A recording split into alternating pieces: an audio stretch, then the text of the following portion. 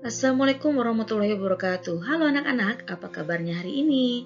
Berjumpa lagi dengan Bu Mila, masih dengan pelajaran IPAS, dan kali ini kita akan belajar bab 2 topik B. Memangnya wujud materi seperti apa sih? Nah anak-anak, tujuan pembelajaran kali ini adalah yang pertama, mendeskripsikan karakteristik wujud padat, cair, dan gas. Yang kedua, mengidentifikasi apakah suatu zat yang ditemui dalam kehidupan sehari-hari merupakan zat padat, cair, atau gas. Dan yang ketiga, membedakan karakteristik wujud padat, cair, dan gas.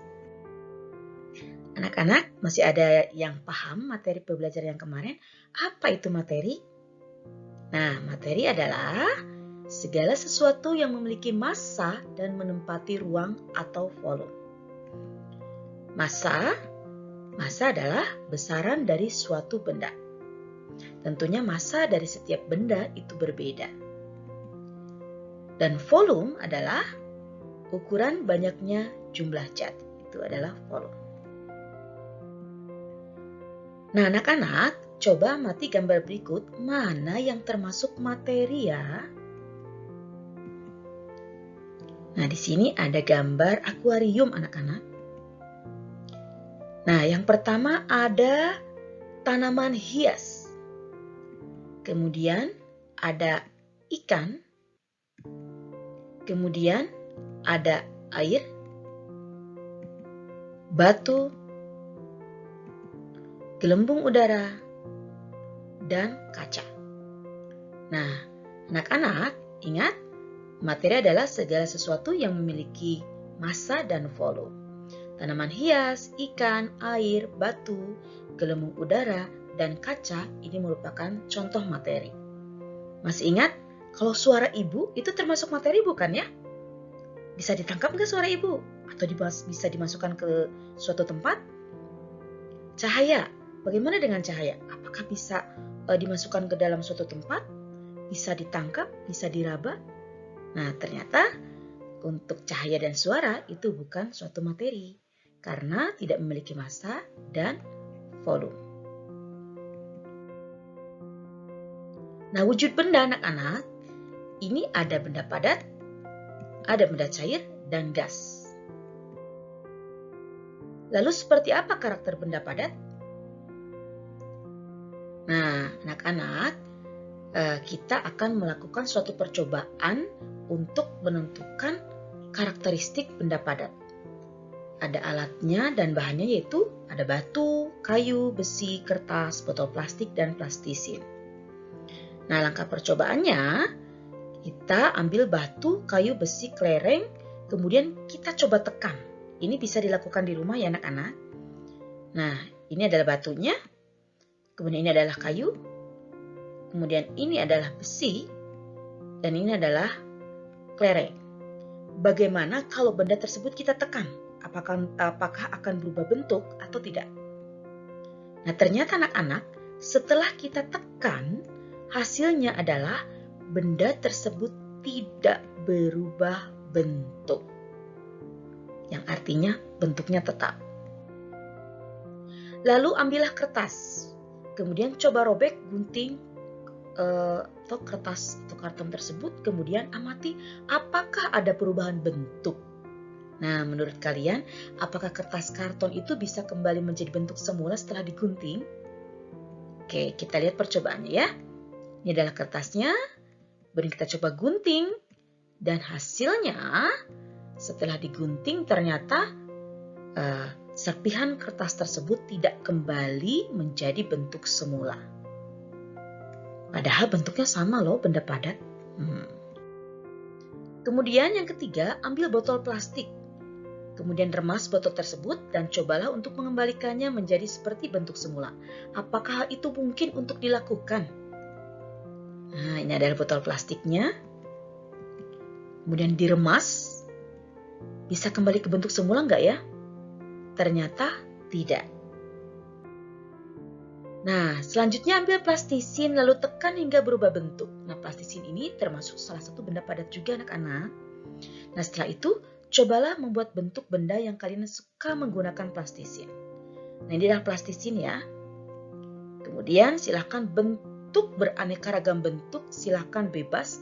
Boleh bunga, boleh berbentuk kubus, boleh berbentuk hewan atau mainan lainnya.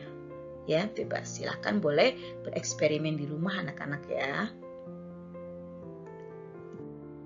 Nah, hasil refleksi atau hasil kegiatan tadi, menurut kalian apa perbedaan antara batu, kayu besi dengan kertas, botol plastik, dan plastisin? Ya, kalau persamaannya benda-benda tersebut merupakan benda padat. Kalau perbedaannya, ya betul, batu, kayu besi sifatnya keras dan bentuknya sulit diubah. Sedangkan kertas, karton, botol plastik, dan plastisin sifatnya lunak dan bentuknya mudah diubah. Nah, menurut kalian ketika batu, kayu besi, kelereng dimasukkan ke dalam botol, apakah bentuknya berubah? Tidak, anak-anak. Ya, batu, kayu besi, kelereng bentuknya tidak berubah ketika dimasukkan ke dalam botol. Apakah benda padat bisa ditekan sehingga volumenya menjadi lebih kecil? Ya, bisa. Tapi tidak semua benda padat volumenya bisa dibuat menjadi lebih kecil. Misalnya batu, kayu, kelereng, dan besi. Ya.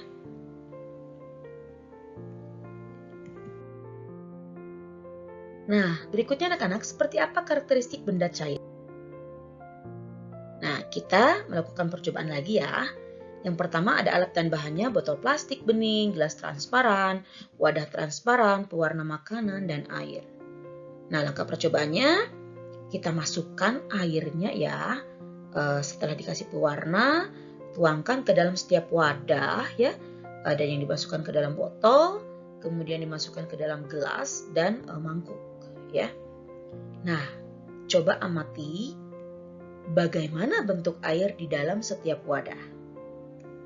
Ada yang tahu? Ya, sudah tentu anak-anak ya, bentuknya seperti wadahnya. Air yang dimasukkan ke dalam botol bentuknya seperti botol. Air yang dimasukkan ke dalam gelas bentuknya seperti gelas. Sedangkan air yang dimasukkan ke dalam mangkuk bentuknya seperti mangkuk. Kemudian buang air pada wadah transparan, lalu ambil beras sebanyak 1 gelas, kemudian tuangkan ke dalam wadah transparan. Nah, anak-anak, mari kita refleksikan hasil percobaan tadi ya. Menurut kalian, apakah ada perbedaan bentuk air pada botol plastik, gelas kaca plastik, dan wadah transparan? Jawabannya adalah ya.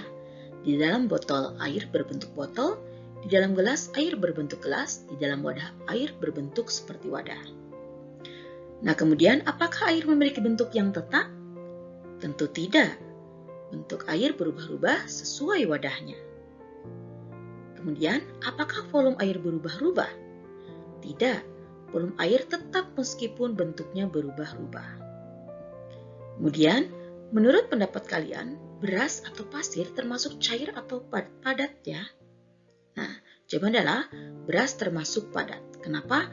Karena bentuk beras tetap tidak berubah meskipun berada di wadah yang berbeda.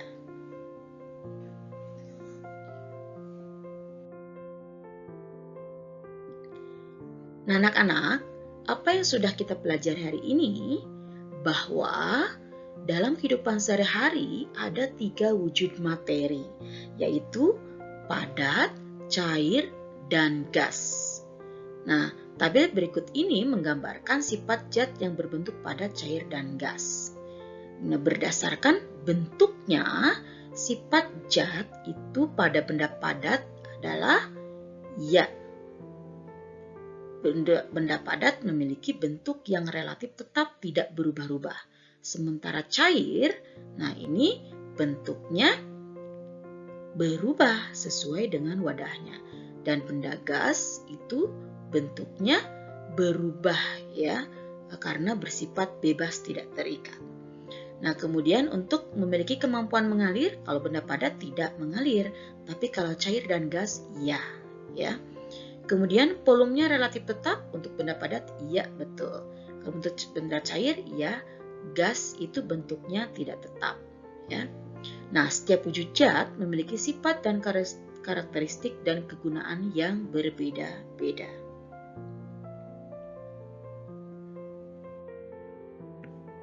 Nah, anak-anak, secara garis besar sifat benda pada benda padat, cair, dan gas adalah Nah, benda padat, bentuk tetap, volume tetap. Untuk benda cair, mengikuti bentuk wadahnya, volumenya tetap. Dan gas, bentuknya mengikuti bentuk wadahnya, tapi volume berubah. Baiklah anak-anak, itu saja materi hari ini. Untuk tugasnya sudah Ibu share di Google Classroom. Nah, untuk tugasnya kalian akan membuktikan karakteristik benda gas. Alatnya mudah dan cukup sederhana, hanya 2 buah botol plastik, kemudian balon, ya, 2 buah balon. Nah, silahkan ikuti langkah-langkahnya sesuai dengan petunjuk yang ada di LKPD. Untuk batas akhir pengumpulannya yaitu hari Kamis ya anak-anak, pukul 12. Nah, oke. Terima kasih atas perhatiannya. Wassalamualaikum warahmatullahi wabarakatuh. Tetap jaga kesehatan ya.